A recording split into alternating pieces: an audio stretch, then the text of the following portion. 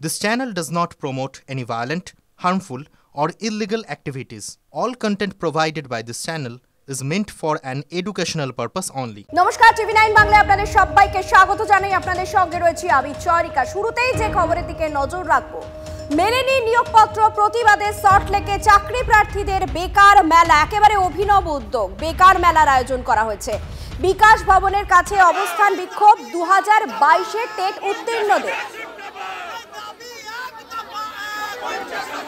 এইভাবে চপ ভেজে মুড়ি বিক্রি করে প্রতিবাদ জানানো হচ্ছে। চপ, ঝালমুড়ি, ঘুগনি, মিষ্টি বিক্রি করে প্রতিবাদ জানানো হচ্ছে। যাদের হাতে চক ডাস্টার থাকার কথা, আজ তারা চায়ের কেটলি হাতে রাস্তায়।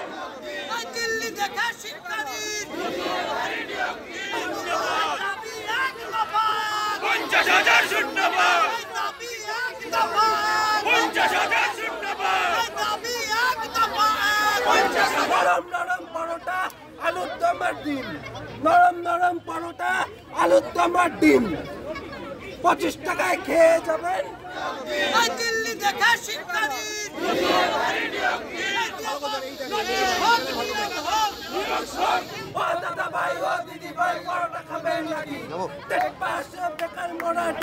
বইমেলা শেষ হতে না হতেই সল্টলেকে আরও এক অভিনব মেলা। সকাল 11:30 থেকে ইন্দিরা ভবনের সামনে শুরু হওয়া কয়েক ঘন্টার এই অভিনব মেলার নাম দেওয়া হয়েছে বাংলার বেকারদের মেলা। তবে এই নামটা পুরোটাই কিন্তু প্রতীকী। আর এই মেলার আয়োজন যারা করেছেন তারা হচ্ছেন 2022 টেট পাস বা টেট উত্তীর্ণ ডিএলএড যারা চাকরি প্রার্থীরা রয়েছেন।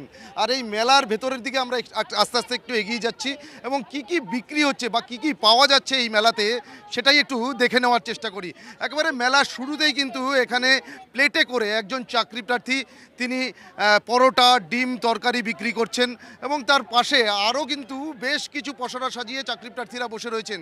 কেউ সবজি বিক্রি করছেন, কেউ ছোলা মুড়ি বিক্রি করছেন, কেউ আবার বিক্রি করছেন চপ। একেবারে মেলার মধ্যেই কিন্তু গ্যাস জ্বালিয়ে কড়াইতে তেল গরম করে সেখানে চপ ভাজা হচ্ছে এবং সেই চপ ভেজে বিক্রি করছেন তিনিও কিন্তু একজন চাকরি প্রার্থী।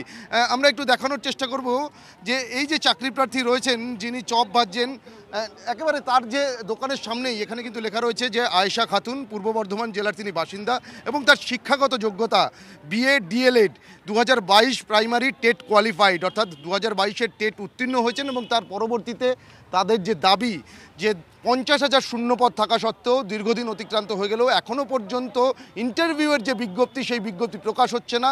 অবিলম্বে সেই বিজ্ঞপ্তি প্রকাশের দাবিতেই কিন্তু তারা রাস্তায় নেমেছেন, আন্দোলন করছেন। আর আজকের এই অভিনব যে প্রতিবাদ, আমরা সরাসরি একটু কথা বলার চেষ্টা করি। আজকে এই মেলাতে আপনি চপ ভাজছেন, কি কারণে?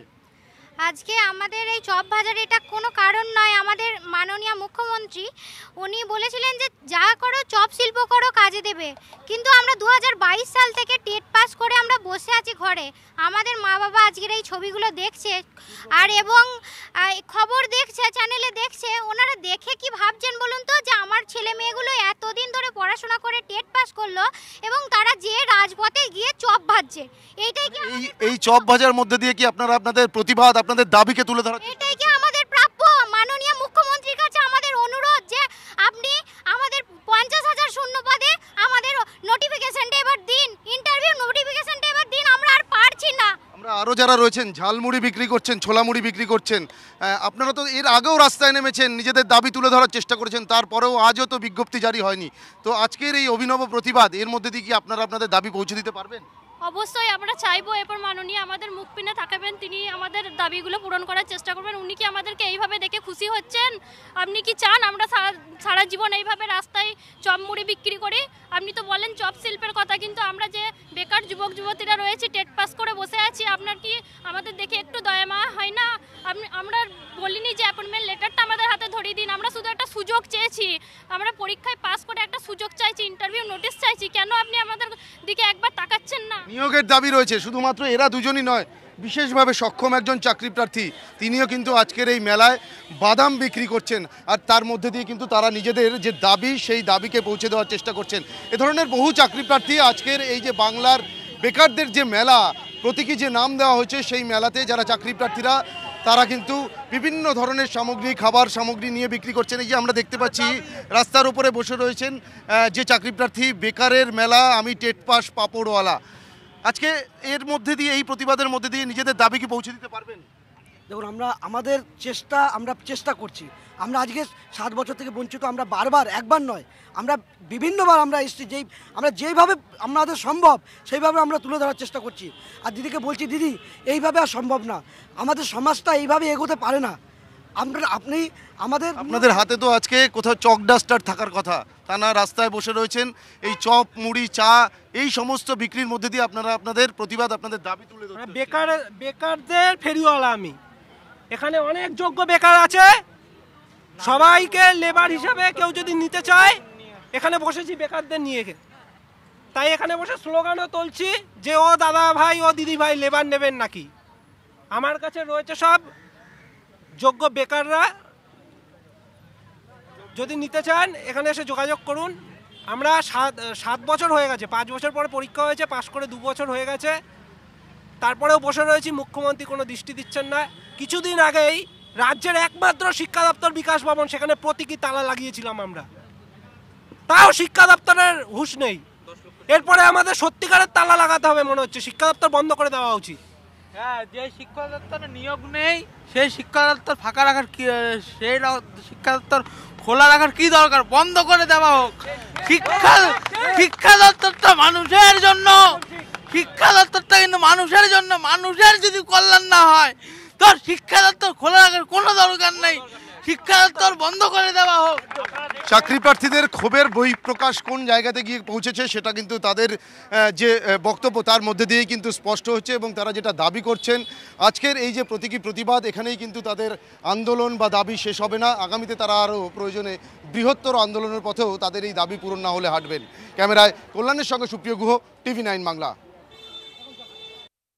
থেকে চাকরি প্রার্থীদের বেকার মেলার ছবি আপনাদের সামনে আমরা তুলে ধরলাম। চপ ভেজে ঝালমুড়ি বিক্রি করে অভিনব প্রতিবাদ জানাচ্ছেন তারা। আর আজকের এই প্রতিবাদকে নিয়ে কি বলছেন অগ্নিমিত্রা পাল এবং নওশাদ সিদ্দিকী আপনাদের শোনাবো। যদি এত বিনিয়োগ হয়, বিনিয়োগ মানে ইন্ডাস্ট্রি, কর্মসংস্থান, কিন্তু এদিকে আমরা দেখছি কারোর কোনো চাকরি নেই, সবাই পরিযায়ী শ্রমিক হয়ে বাইরের রাজ্যে চলে যাচ্ছে। বারবারই মুখ্যমন্ত্রী আপনি কতটা অসৎ বা কতটা মিথ্যে কথা বলেন সেটাই বারবার প্রকাশ হয়। আর উনি তো বলেই দিয়েছেন সরকারি চাকরি অনেক ঝামেলা, আপনারা চপ ঝালমুড়ি বিক্রি করুন, বলেই দিয়েছেন। উনি তো সারেন্ডার করেই দিয়েছেন।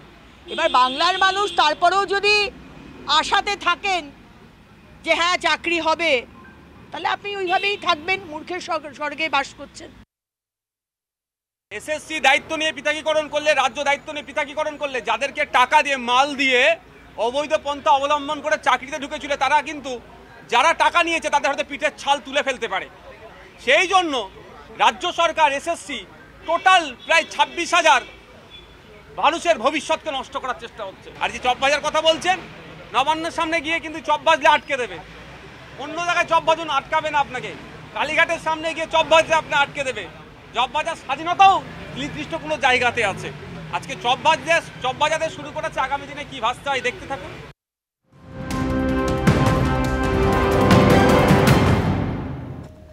প্রাথমিক নিয়োগ দুর্নীতি মামলায় অবশেষে হাজিরা দিলেন কালীঘাটের কাকু। অবশেষে আদালতে হাজিরা সুজয় কৃষ্ণ ভদ্রের। বিচারকের সামনে আজই ভয়েস স্যাম্পল নিতে চায় সিবিআই। আরো বিস্তারিত জানবো, আমাদের সঙ্গে রয়েছেন আমাদের প্রতিনিধি সুজয় পাল। সুজয়, ভয়েস স্যাম্পল কি নেওয়া হলো? দেখো, আর কিছু সময় পরেই আদালতে এই ভয়েস স্যাম্পল বা কণ্ঠস্বরের নমুনা সংগ্রহ করার প্রক্রিয়া শুরু হবে, এবং সেক্ষেত্রে যা নির্দেশ রয়েছে সেক্ষেত্রে বিচারকের সামনে সিবিআই বিশেষ যন্ত্রে তার কণ্ঠস্বরের নমুনা সংগ্রহ করবে। প্রাথমিক দুর্নীতি মামলায় তদন্ত করতে গিয়ে সিবিআইয়ের হাতে সুজয় কৃষ্ণ ভদ্রের বেশ কিছু কল রেকর্ডিং তাদের হাতে এসছে, এবং সেখানে সুজয় কৃষ্ণ ভদ্রের যে কণ্ঠস্বর রয়েছে তার সঙ্গে তার আসল কণ্ঠস্বর মিলিয়ে দেখার জন্যই তারা আবেদন করেছিল, এবং এর আগে 5 বার চেষ্টা করে সিবিআই। প্রত্যেকবারই সুজয় কৃষ্ণ ভদ্র অসুস্থ থাকায় তাকে আদালতে হাজির করা যায়নি। এবার তিনি সুস্থ হয়, তাকে সশরীরে আদালতে নিয়ে আসা হয়েছে, আদালতে পেশ করা হয়েছে, এবং বিচারকের সামনে আর কিছু সময়ের মধ্যেই তার কণ্ঠস্বরের নমুনা নেওয়ার প্রক্রিয়া শুরু হবে, এবং সেই যে নমুনা সেটা সেন্ট্রাল ফরেন্সিক সায়েন্স ল্যাবে পাঠানো হবে, এবং 2 কণ্ঠস্বরের নমুনা যদি মিলে যায় তাহলে এই তদন্তেও একটা অন্যদিকে মোড় নিতে পারে বলেই মনে করা হচ্ছে। সিবিআই তরফ থেকে।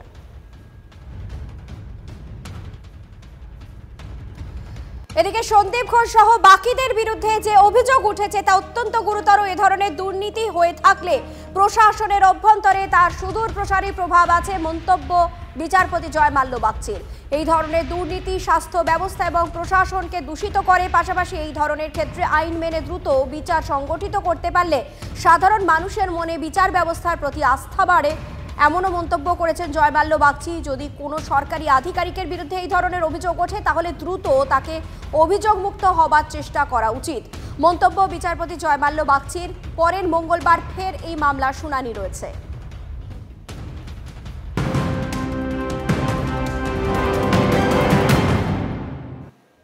হরিণঘাটার ক্যাম্পাসের একটি মর্মান্তিক ঘটনায় চোখ রাখা যাক। ছাত্রীর অস্বাভাবিক মৃত্যু। ম্যাকাউটে হরিণঘাটা ক্যাম্পাসে পরীক্ষা বাতিল, গেট আটকে বিক্ষোভ পড়ুয়াদের, সেই ছবি আপনাদের দেখাচ্ছি। গতকাল বিশ্ববিদ্যালয়ের 5 তলা থেকে ঝাঁপ দেন মাস্টার ডিগ্রি প্রথম বর্ষের ছাত্রী। আশঙ্কাজনক অবস্থায় হরিণঘাটার প্রাথমিক স্বাস্থ্য কেন্দ্রে নিয়ে গেলে তাকে মৃত বলে ঘোষণা করা হয়। এরপরই আজ যত পরীক্ষা ছিল বাতিল করার সিদ্ধান্ত নেন কর্তৃপক্ষ। প্রতিবাদে বিক্ষোভ দেখাচ্ছেন পড়ুয়ারা। আমাদের গ্রুপ আছে, অফিসিয়াল গ্রুপ, সেখানে আমাদের যে কোঅর্ডিনেটর স্যার আছেন তিনি বলেছেন যে আজকের এক্সামটা পোস্টপন্ড হবে আর রিশিডিউল ডেটটা পরে জানিয়ে দেওয়া হবে। পুরোটাই বন্ধ, পুরোটাই পোস্টপন্ড হয়ে গেছে। না, ভেতরে কেউ অ্যালাউ নেই, ভেতরে কোনো স্টুডেন্টই অ্যালাউ নেই। এই ইউনিভার্সিটির প্রথম বর্ষের ছাত্রী গতকাল রাত্রি 5 তলা থেকে ঝাঁপ দিয়ে আত্মহত্যা করার ঘটনার পর আজকে কলেজে যে সকল পরীক্ষা ছিল সমস্ত পরীক্ষায় বন্ধের নির্দেশ দিয়েছে কর্তৃপক্ষ। আগামী 20 তারিখের পর হয়তো আবার নতুন করে তাদের পরীক্ষা বা পঠন পাঠন শুরু হতে পারে। কিন্তু যে পরিস্থিতি তৈরি হয়েছে কলেজে, সেই কারণেই কলেজের প্রধান গেট বন্ধ করে রেখে দিয়েছেন এবং প্রধান গেট বন্ধ রেখে যে সকল ছাত্রছাত্রী বা পড়ুয়ারা আসছেন তাদেরকে বলা হচ্ছে যে আজকের মতো এই কলেজের যাদের পরীক্ষা ছিল তা পরবর্তীকালে নেওয়া হবে এবং আজ থেকে কলেজে মূলত প্রধান গেট বন্ধ রয়েছে। এই ঘটনাকে কেন্দ্র করে নদিয়া থেকে ক্যামেরায় তুষার সাথে মধু কুণ্ডু, TV9 বাংলা।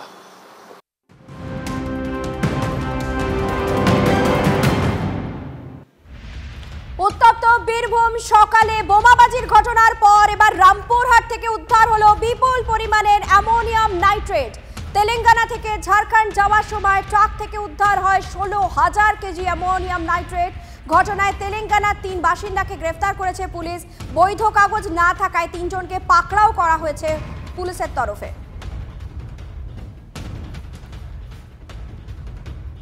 নৈহাটিতে তৃণমূল কর্মী খুনের মাস্টার মাইন্ড রাজেশ সাউ গ্রেফতার। সন্তোষ যাদব খুনে ভিন রাজ্যে গা ঢাকা দেয় রাজেশ সাউ। আপনাদের আরো একবার জানিয়ে রাখি এই মুহূর্তের বড় খবর, নৈহাটিতে তৃণমূল কর্মী খুনের মাস্টার মাইন্ড রাজেশ সাউ গ্রেফতার। সন্তোষ যাদব খুনে ভিন রাজ্যে গা ঢাকা দিয়েছিল রাজেশ সাউ, তাকে গ্রেফতার করা হয়েছে।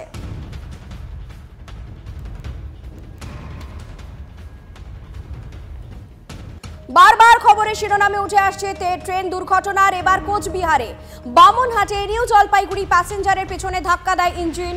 ক্ষতিগ্রস্ত হয়েছে বেশ কয়েকটি বগি, আহত হয়েছেন বেশ কয়েকজন যাত্রী। কিছুদিন আগে হাওড়ায় একটি পার্সেল কারের পেছনে ধাক্কা মারে অপর একটি ট্রেন। যদিও দুর্ঘটনায় হতাহত কেউ হননি, কিন্তু বারবার রেলের এহেন ভূমিকায় প্রশ্ন উঠছে যাত্রী সুরক্ষা নিয়ে।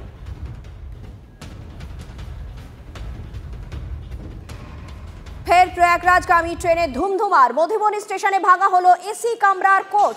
মধুবনী স্টেশনে ট্রেনে ওঠা নিয়ে অশান্তি এবং তারপরই জানলার কাঁচ ভাঙা হয়। সেই ছবি আপনাদের সামনে আমরা তুলে ধরছি। দেখুন কিভাবে জানলার কাঁচ ভাঙা হচ্ছে।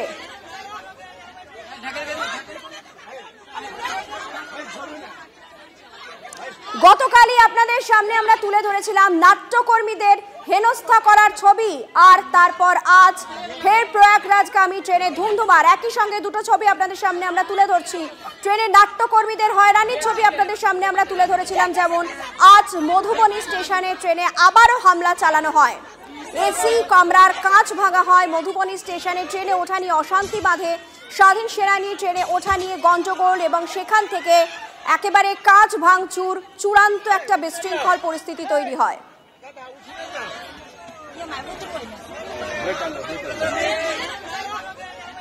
প্রয়াগরাজগামী ট্রেনে ধুমধুমার। মধুবনী স্টেশনে ভাঙা হলো এসি কামরার কাঁচ। একই সঙ্গে দুটি ছবি আপনারা দেখছেন, ট্রেনে নাট্যকর্মীদের হয়রানি করা ছবি আপনাদের সামনে আমরা তুলে ধরেছিলাম। ট্রেনে কিভাবে নাট্যকর্মীদের হেনস্থা করা হয়, তাদের হয়রানির শিকার হতে হয়। আর আজ মধুবনী স্টেশনে ট্রেনে হামলা, ভাঙা হলো কাঁচ।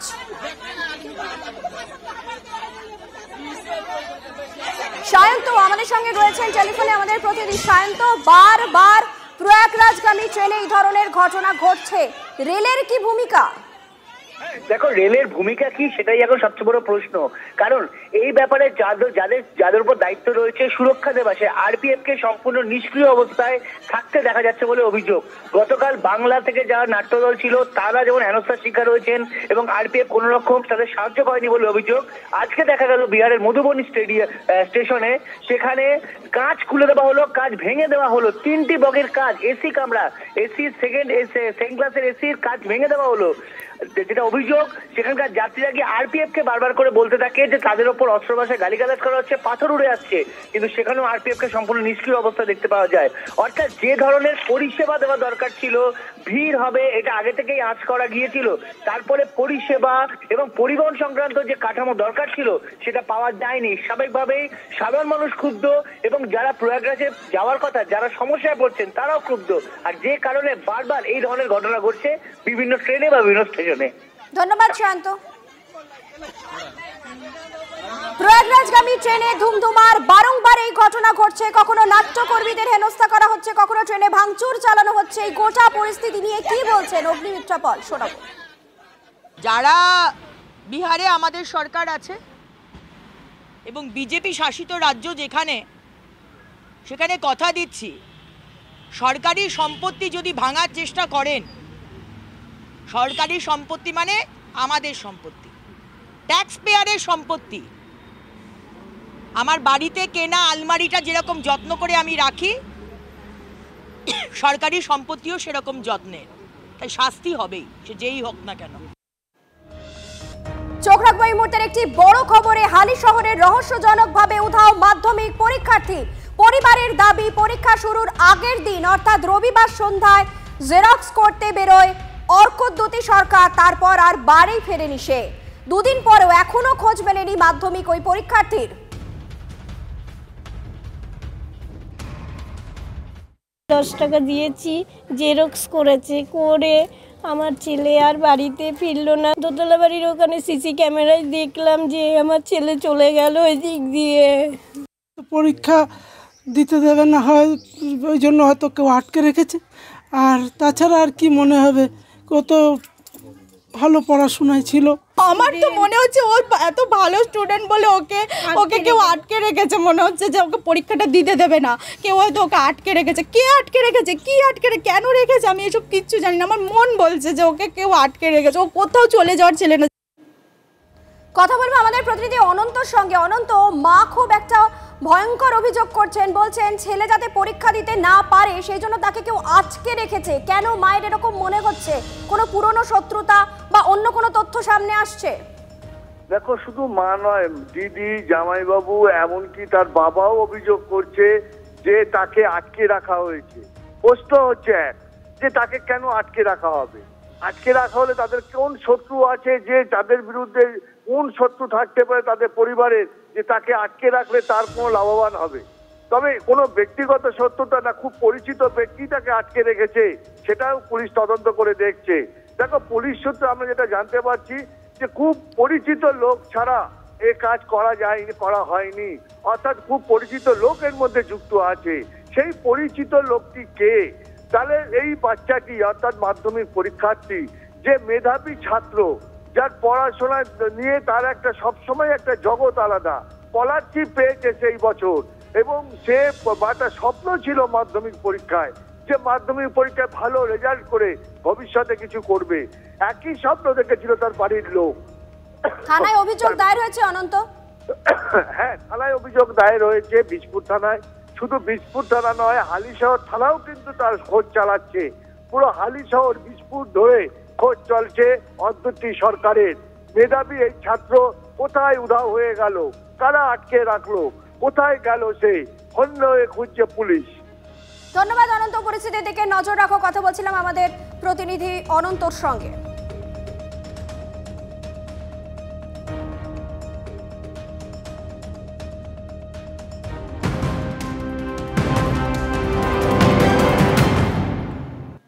বাংলাদেশের খবরে নজর রাখবো। নৈরাজ্যের বাংলাদেশে এবার মুক্তিযুদ্ধের সময়ের ঐতিহাসিক স্লোগানকে ভোলানোর চেষ্টা কট্টরপন্থীদের। জয় বাংলা স্লোগান দিলে নির্মম অত্যাচারের শিকার। দেখুন হাত বেঁধে রেখে কিভাবে অত্যাচার চালানো হচ্ছে।